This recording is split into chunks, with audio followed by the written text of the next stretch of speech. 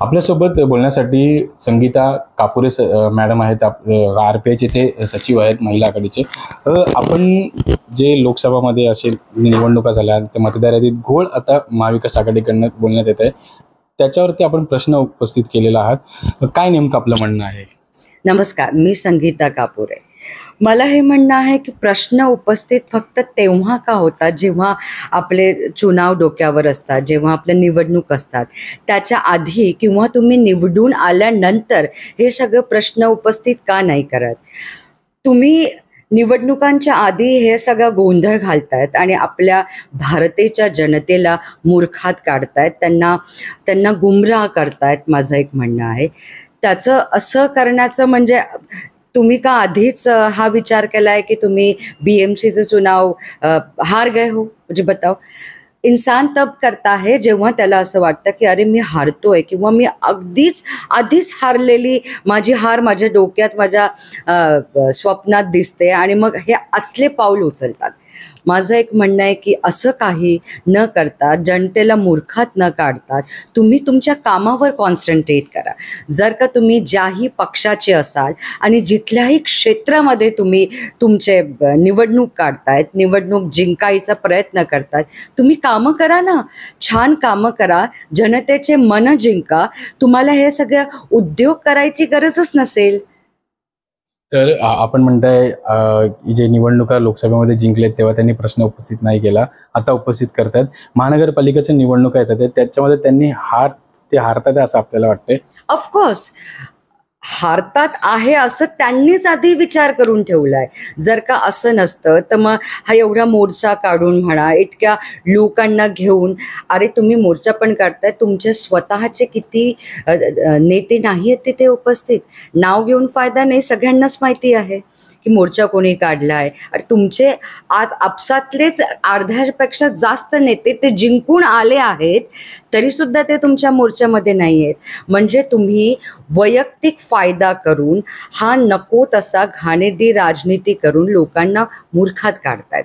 माझं एकच म्हणणं आहे, अगर प्रत्यक्ष को प्रमाण की आवश्यकता नहीं होती, अगर आप सही तरीके से चुनाव लड़ो तो आपको किसी के सर पे पैर रख के जाने की जरूरत नहीं है. कालच राहुल गांधी यांनी जो मतदार यादीतला घोळ मीडिया समोर आणलेला आहे, त्यावरती आपली काय प्रतिक्रिया? राहुल गांधींबद्दल किती बोलावं, जे पण काही बोललो ते कमीच आहे. आय थिंक राहुल गांधी हे विसरलेच आहेत की काँग्रेस कुठे कुठे जिंकून आलाय.